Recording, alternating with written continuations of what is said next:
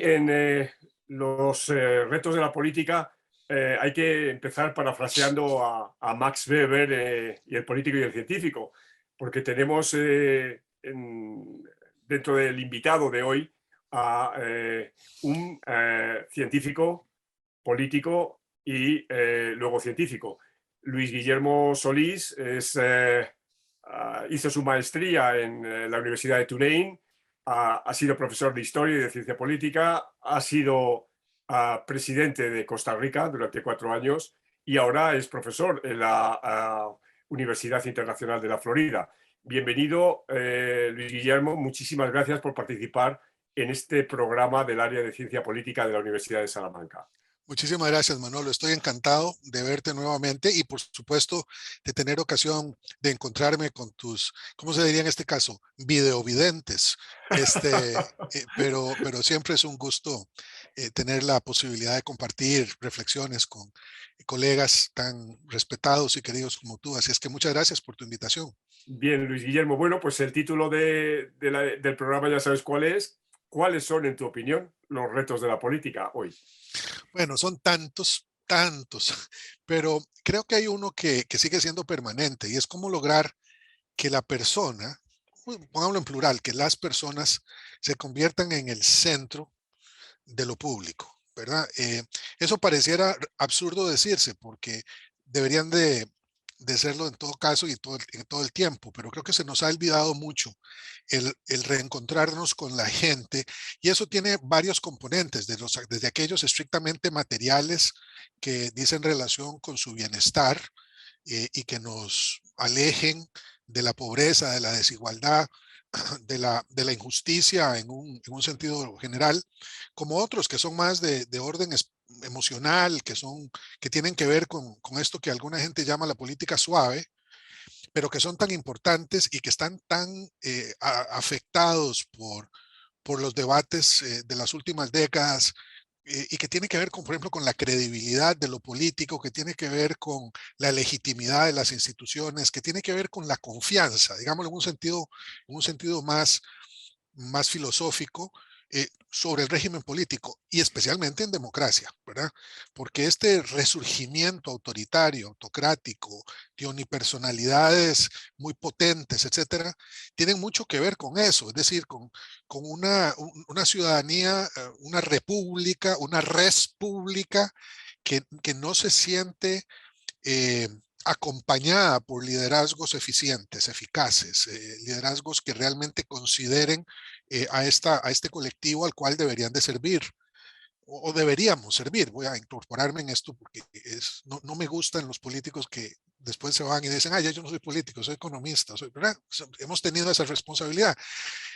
Creo que ese desafío, que es complejo, porque tiene muchas aristas, es quizá el que nos lleve a otros que tienen que ver con lo mediático, que tienen que ver con lo estrictamente económico, con el crecimiento, con la producción, que tienen que ver con el ambiente, etcétera. Si no existe de partida una base de confianza de la gente en quienes la gobiernan, me parece que estamos en graves problemas en todo el mundo y muy graves problemas en el ejercicio democrático del poder. Sí, yo estoy muy de acuerdo, ¿no? con este quiebre de la confianza, ¿no? A otras personas, a otras colegas, les he venido preguntando siempre por los efectos de las nuevas tecnologías, de la información y de la comunicación en el socavamiento de esa confianza. ¿Qué percibes tú en este terreno? Creo que eso es así, sin duda. Te acordarás del viejo debate ya sobre el fin de la historia. Y en aquel debate aparecía ya perfilándose esta idea de que las democracias iban a terminar comiéndose la cola, ¿te acuerdas? Porque el Sí, fin de la Guerra Fría eliminaba al enemigo común, que era el comunismo, digamos, y eso traería los ojos de los medios y de la ciudadanía a las fallas, a las falencias, dirían algunos, de la democracia y que eso, por supuesto, al volverse hipercrítica la sociedad sobre sus propias condiciones, arrasaría con algunas de las, voy a decir mitologías, no sé si es una buena si es una buena denominación, pero con algunas de las imágenes que dábamos por ciertas, sin lugar a dudas. Bueno, esas imágenes se han ido haciendo añicos y poco a poco se han perdido esos íconos que amarraban a la consideración democrática. Eh, Algunos de ellos, por supuesto, que lucen totalmente reaccionarios, como el himno, la bandera, la poesía patriótica, la escultura del héroe, todo ese aparataje que nos fue legado del siglo XIX y del XX y que de un momento a otro quedó sin contenido. Sí, Entonces, creo que sin duda los medios de comunicación han sido una realidad con la cual no hemos sabido lidiar, porque son una realidad innegable, pero cuando tú tomas un abrecartas como este y lo conviertes por medio de una comunicación insuficiente en un arma mortal, un abrecartas en un arma mortal, y la gente se cree que no es un abrecartas, sino que es un arma mortal, se acabó la cosa.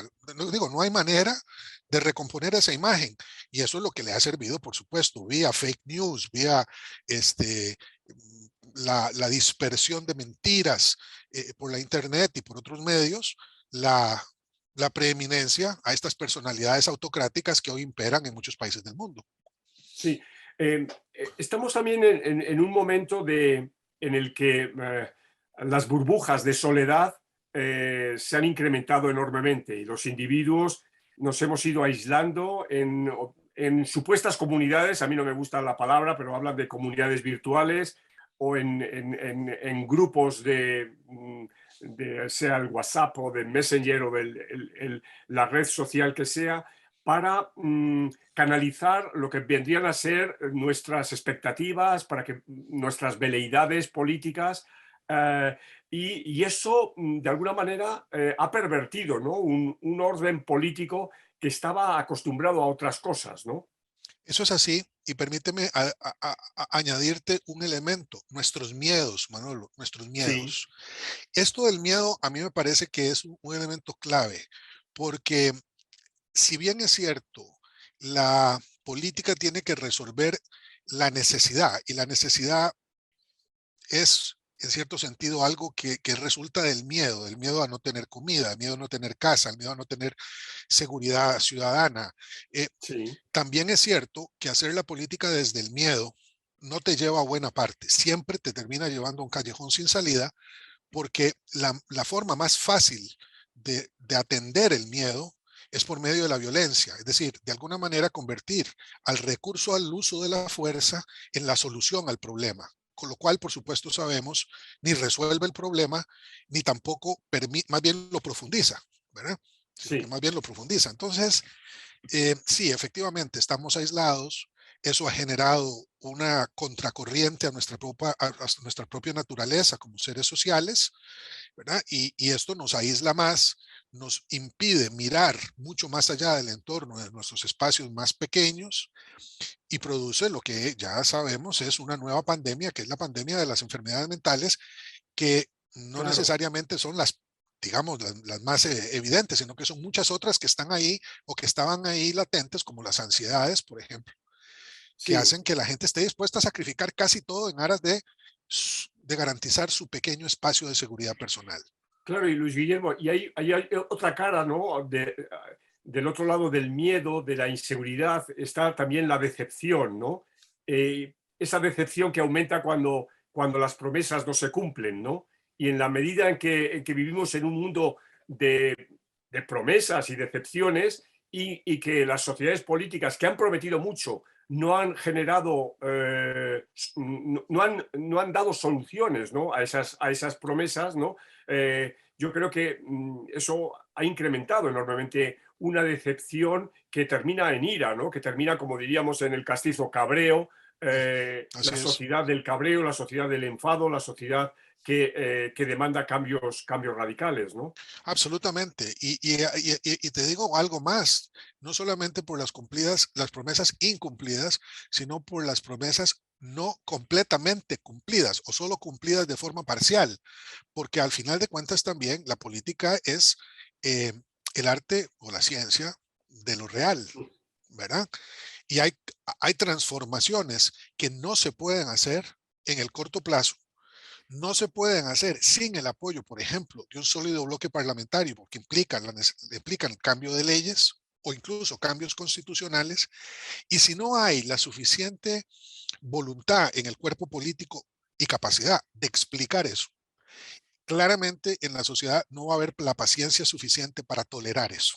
Entonces, hay aquí una disyuntiva que es o tirarse a la calle, salida a la ecuatoriana o a la peruana en la crisis del 21, o acometer un proceso mucho más complejo que no sabemos todavía dónde va a terminar, que es Chile.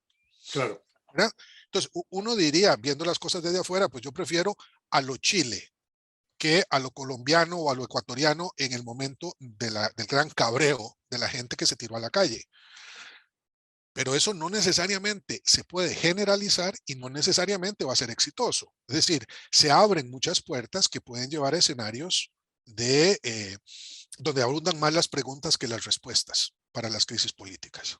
Evidentemente ahora mismo la agenda, ¿no?, de la opinión de muchas y muchos colegas, ¿no?, están vertiéndose sobre lo que ocurre en Chile, ¿no? Las discusiones, los documentos que van saliendo de la constituyente, ¿no?, bueno, son un verdadero reto para un futuro y probablemente también puedan involucrar a la sociedad chilena en un laberinto en el que va a haber tantas promesas, va a haber tantas expectativas que probablemente tenga que haber alguien que baje el nivel de estas expectativas. Bueno, es que ese es el problema. Las expectativas se crean, uno las estimula como político, por supuesto, porque si quiere el cambio, tiene que estimular en la sociedad esa hambre por, por, por romper con los tabúes y los atavismos que inhiben el crecimiento y que inhiben el desarrollo político. Y después la realidad te impone otra cosa. Y la política al final en democracia, otra vez, estamos hablando aquí partiendo de un paradigma democrático, digamos. Pero Sí, Manolo, ¿cómo haces para gobernar en democracia como si tuvieras los instrumentos de una dictadura? Un colega, expresidente muy querido para mí, en lo personal, dijo alguna vez que lo que se necesitaba era una dictadura democrática. Yo casi me caigo de la silla cuando hablo de eso. Ahora entiendo un poco el sentido, aún me siento muy incómodo con eso, pero es gobernar como si uno tuviera una mayoría absoluta, ¿verdad? Que a lo que te lleva es a un absoluto autoritarismo, un poco la salida salvadoreña. Eh, El gran, ya. el gran problema es que la gente en el caso de El Salvador está apoyando esa salida. ¿Verdad? Entonces, pero en democracia eso no es así, por eso es que necesitan los pesos y contrapesos entre los poderes del Estado, con la sociedad civil, con las empresas privadas, si las tienes en una economía de mercado, y por supuesto con los medios de comunicación. Entonces, por mucho que haya apoyo, siempre va a haber contrapesos a la acción que un poder ejecutivo que se elige cada 4, cada 5 años, realiza. Ahora, por supuesto, uno podría decir, por eso es que tenemos que movernos hacia un régimen más parlamentario en América Ujú. Latina. Pero tú que nos conoces mejor que muchos, que casi todos, sabes las dificultades que eso impone a un sistema político en donde el presidencialismo se ha impuesto Sí, desde la independencia. claro. Imagínate un parlamentarismo en Perú ahora mismo, Bueno, ¿no? imagínatelo, por ejemplo, Sí. ¿verdad? Ajá. Entonces, por supuesto que uno como presidente preferiría no tener la molestia, entre comillas, de un parlamento. Pero entonces ya no eres presidente, no presidente de una Claro, república democrática, te conviertes en otra claro. cosa, ¿verdad? Luis Guillermo, llevas 3 años y medio largos en Estados Unidos. Has contemplado el último año largo de Trump. Has vivido la transición al nuevo gobierno de Biden. Ah, ¿qué puedes contar claro, lógicamente de manera muy breve de esta experiencia? Mira, yo vine por primera vez a Estados Unidos cuando tenía 10 años, tengo 63. O sea, hace medio siglo que veo de distintas maneras a la sociedad estadounidense y la conozco bien. He viajado largo por el país, he enseñado en estas universidades. Una de mis hijas, la hija mayor, nació aquí. He ido al norte y al sur, al este y al oeste. O sea que lo que voy a decir ahora tiene algún fundamento, creo, por lo menos desde mi experiencia vital. yo nunca he visto la sociedad estadounidense tan polarizada como en estos últimos años. Trump logró eso y lucró de eso. Y me parece que la polarización que se mira aquí, que no es muy diferente a la que se mira en otras sociedades, parte de esa misma mala, mala sugerencia de arrasar con, eh, con todo lo establecido para recrear una burbuja, digamos, autoritaria que todo lo resuelva. Este país es inmenso, por supuesto, y eso de todas maneras debería de ser imposible de lograr, pero la complejidad de las relaciones hoy entre el Ejecutivo en Washington y los gobiernos estatales, por ejemplo, entre la Suprema Corte y el Poder Ejecutivo, una Suprema Corte dominada hoy por pensamiento conservador, sin ninguna duda, nombrados allí los jueces por un presidente conservador que tenía una mayoría conservadora para lograrlo en el Congreso, etcétera. eh, Me hacen pensar que estamos frente a una fase que no está ni mucho menos terminada aquí en Estados Unidos con el triunfo de Biden y que puede tener un segundo capítulo muy complejo si la presidencia, bueno, primero, si los demócratas pierden las elecciones de medio periodo como pareciera, todos los indicios lo indican, incluso los estadísticos, y eventualmente Trump se vuelve a presentar como candidato republicano, lo cual pareciera inevitable hoy, ¿no? Hoy, Sí, sí, y sí. gana las elecciones dentro de 2 años. Si eso es así, este, muchas cosas podrían pasar que son inimaginables hoy, Y el efecto cascada, ¿no? Para todo el mundo. sin En primer duda. lugar, para América Latina, pero no solo para América Latina, ¿no? Si esto sucediera, ¿no? Es que mira, se están afianzando las derechas extremas, ¿no? Las derechas institucionales, también republicanas, conservadoras, pero en el fondo democráticas también, a las que estábamos acostumbrados, por otras derechas racistas, ultranacionalistas, hiperreligiosas, eh, que son las que hoy aparecen en muchos continentes. De acuerdo. Sin embargo, bueno, América Latina ahora mismo encara las elecciones de Costa Rica, ahora hablaremos, pero las elecciones de Colombia y las elecciones de Brasil en los próximos meses. Y bueno, las posibilidades de que en Colombia, por primera vez en su historia, un presidente de izquierda como es Petro, llegue al poder son altas, y en Brasil el retorno de Lula también es plausible, ¿no? Sí, yo creo que América Latina pasa por un momento de mucha inestabilidad política. No sé qué va a pasar en Perú, por ejemplo, esa es una pregunta que queda abierta.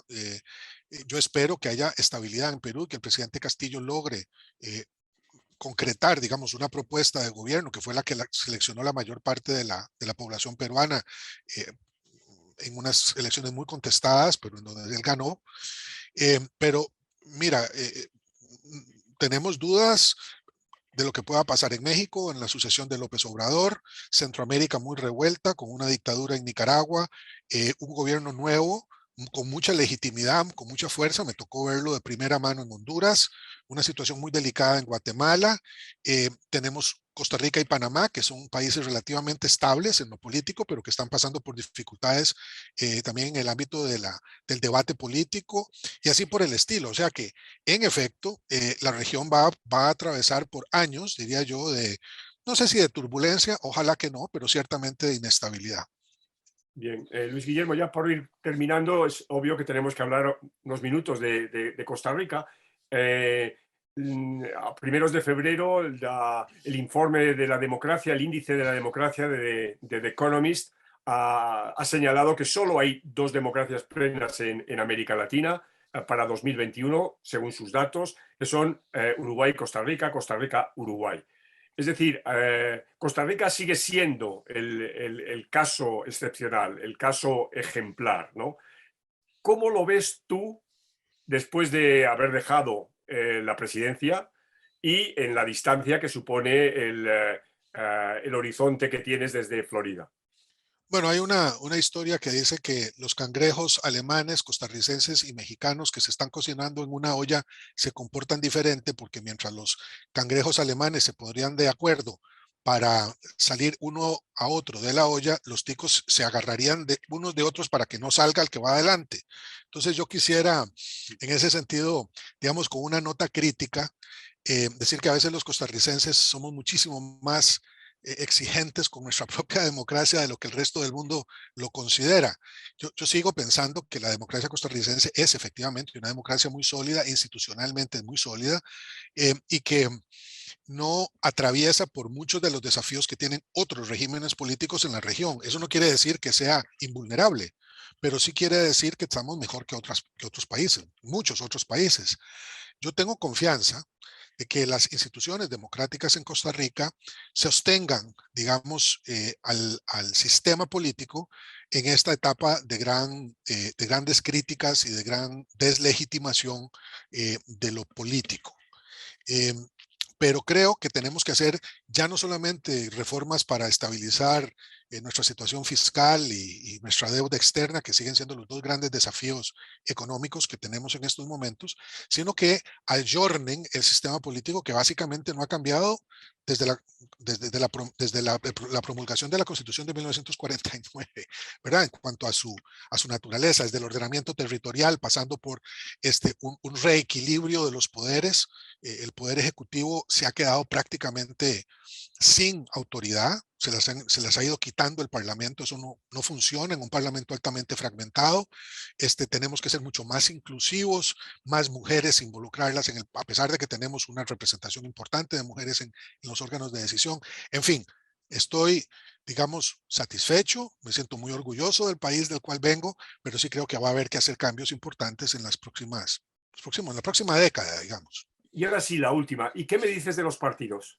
¿Cómo están? Igualmente, los partidos políticos están cambiando mucho. Yo creo que vamos hacia a una situación más que de partidos, de coaliciones de partidos que hemos visto en otros lugares, en Colombia, Sí, en Perú, en Ecuador, en fin, en Brasil, en México. Ya aquella cosa del bipartidismo en Costa Rica, eso se acabó. Esta misma campaña estamos viendo nuevamente a un partido de los partidos históricos, el Partido de Liberación Nacional, enfrentarse en segunda vuelta a un partido completamente nuevo, digamos, en cuanto a su normativa, no tanto algunas de sus figuras, pero bastante nuevo. Entonces, sí. estamos en eso. Yo creo que los partidos políticos también tienen que cambiar y tendrán que hacerlo más que por una necesidad, digamos, política, los partidos políticos por una necesidad política, sino por una necesidad sociológica, es decir, por la forma como han cambiado y evolucionado nuestras ciudadanías. Correcto. Bueno, Luis Guillermo, pues muchísimas gracias. Hasta aquí llega este programa de hoy. De nuevo, felicitarte por tu trabajo y estamos en contacto, nos seguimos viendo. Claro que sí, y nada más déjame, además de enviarte un abrazo, una sugerencia, que algún día de estos, si tienes chance, no sé si lo has hecho ya, pero que le dediques uno de los programas a las migraciones, que creo que son un tema central de la agenda hemisférica en América Latina, pero también del mundo entero. Que estés muy Tomada bien. nota. Un gran Tomada abrazo. nota. Muchas gracias. Chao. Hasta luego. Adiós.